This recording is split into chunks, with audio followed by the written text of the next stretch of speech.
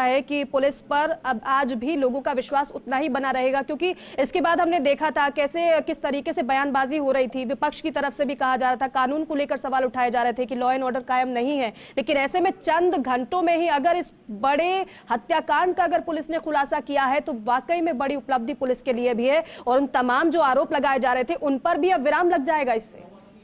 इसमें कोई दो राय नहीं। मैंने जैसा आपको पहले भी कहा कि ये एक बड़ी कामयाबी पुलिस की है, क्योंकि जब भी इस तरह की घटनाएं होती हैं तो यही देखा जाता है कि जो लोग थे वो कितनी देर में पकड़े गए, पुलिस का रिस्पॉन्स टाइम क्या रहा। आपको उदयपुर की घटना याद होगी, जब उदयपुर में एक बहुत ही बर्बर हत्या हुई थी जिसको कि आतंकी घटना कहा गया था।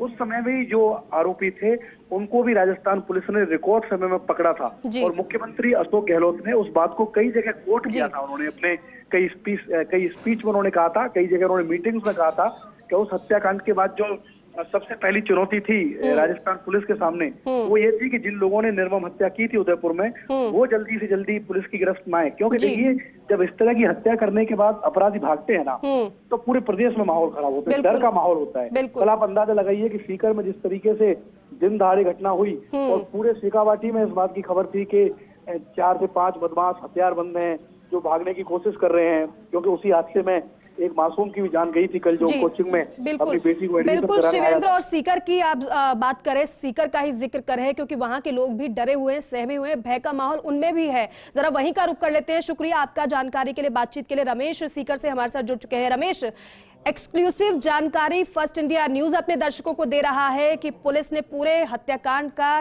ये जो शूट हुआ था राजू ठेहट का, उसका पर्दाफाश कर दिया है। और एक्सक्लूसिव जानकारी ये है कि 5 आरोपी पकड़ लिए गए हैं। पुलिस ने पकड़ लिया है 5 आरोपियों को, क्योंकि सीकर में यही तो मांग की जा रही थी लोगों की तरफ से कि आरोपियों को पकड़ो, उसके बाद हम धरना प्रदर्शन खत्म करेंगे।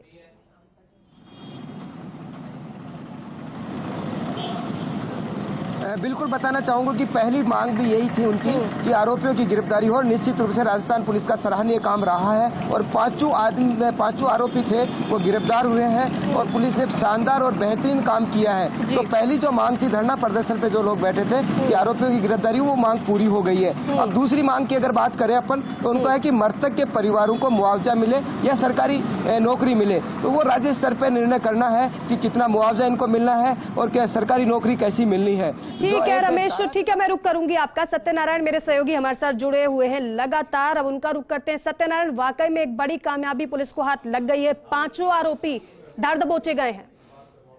बिल्कुल दीपिका, देखिए ये टीम वर्क होता है। राजस्थान पुलिस के जो मुखिया हैं डीजीपी उमेश मिश्रा, उनका सराहनीय कार्य इस प्रकार रहा कि उन्होंने पहले ही कह दिया, जैसे कि हत्याकांड हुआ तो उन्होंने तुरंत प्रभाव से राजस्थान के सीमावर्ती जो बॉर्डर थे उन बॉर्डर को बंद करवाया कि कोई यहाँ से बाहर नहीं जा पाए। और यही कारण रहा कि पुलिस ने 5 बदमाश हरियाणा के रहने वाले हैं और 2 राजस्थान के रहने वाले हैं, तो आरोपी को धर दबोचा, उन्हें गिरफ्तार कर लिया, उनके पास हथियार बरामद कर लिए। साथ साथ जो क्रेटा गाड़ी में इस घटनाक्रम में भागे थे वो क्रेटा गाड़ी बरामद कर ली। अब माना जा रहा है कि थोड़ी देर में पुलिस टीमें, हालांकि उनसे नीम का थाना रखकर पूछताछ की जा रही है, थोड़ी देर में टीमें उनको लेकर सीकर पहुंचेगी और सीकर पहुंचने के बाद में उनसे अग्रिम अनुसंधान किया जाएगा। लेकिन राजस्थान पुलिस की टीम वर्क है, चाहे वो एसपी कुंवर राष्ट्रीय हो, चाहे वो एसपी मधु कच्छावा झुंझुनू हो, चाहे वो एडीजी क्राइम रवि प्रकाश मेहता हो, खुद डीजीपी उमेश मिश्रा लगातार इस घटना पर मॉनिटरिंग करे हुए थे कि आखिरकार बदमाशों को पकड़ना बहुत जरूरी हो गया था।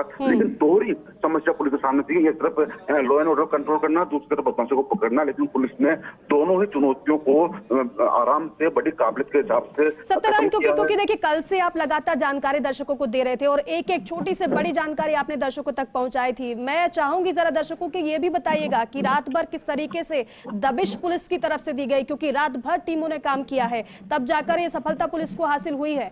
कहां पर नाकेबंदी की गई थी, कहां पर, क्योंकि कई बार हमने देखा था एक जगह पर क्रेटा गाड़ी भी नजर आई थी, कई जगहों पर इन आरोपियों ने, इन बदमाशों ने फायरिंग भी की थी। एक बड़ी चुनौती पुलिस के लिए थी, तो कितना बड़ा टास्क था पुलिस के लिए? बिल्कुल, काफी बड़ा टास्क था, इसीलिए 140 टीमें बनाई गई थी झुंझुनू पुलिस की और सीकर जिला पुलिस की 140 टीमों ने अलग अलग स्थानों पर नाकाबंदी कर रखी थी। साथ साथ कुछ टीमें ऐसी हुई थी जिसको भी टीम वर्क के लिए लगाया गया था, फील्ड वर्क के लिए लगाया गया था कि आप हर गांव के अंदर जाएंगे, वहां पर संदिग्धों की तलाश करेंगे। तो लगातार कल हत्याकांड के बाद में यानी कि कल सुबह 10:05 पर यह हत्याकांड हुआ था और अभी 10:20 हुए, यानी कि 24 घंटे के भीतर भीतर 5वां आदमी गिरफ्तार करना एक बड़ी पुलिस के लिए बड़ी सफलता कह सकते हैं हम। और टीम वर्क के हिसाब से तमाम एसपी, तमाम थानाधिकारी, तमाम डिप्टी और तमाम एसीपी स्तर के अधिकारी इस मुहिम में लगे रहे कि हर हाल में चाहे कुछ भी हो, हर हाल के अंदर हमको बदमाशों तक पहुंचना है। और यही कारण था कि अब जो बदमाश हैं वो पुलिस के हद तक चढ़ चुके हैं, उनसे पूछताछ की जा रही है। पूछताछ के बाद क्या कुछ सामने आता है ये अग्रिम कार्रवाई होगी, लेकिन जीत है राजस्थान पुलिस की और इस जीत का श्रेय जाता है डीजीपी उमेश मिश्रा के साथ साथ तमाम उन अधिकारियों को जिन्होंने अपने घर बार छोड़कर केवल एक मुहिम रखा कि हाँ हमें हर हाल के अंदर जो आरोपी है उन तक पहुंचना और इसी कारण इस जीत को हासिल हुई है।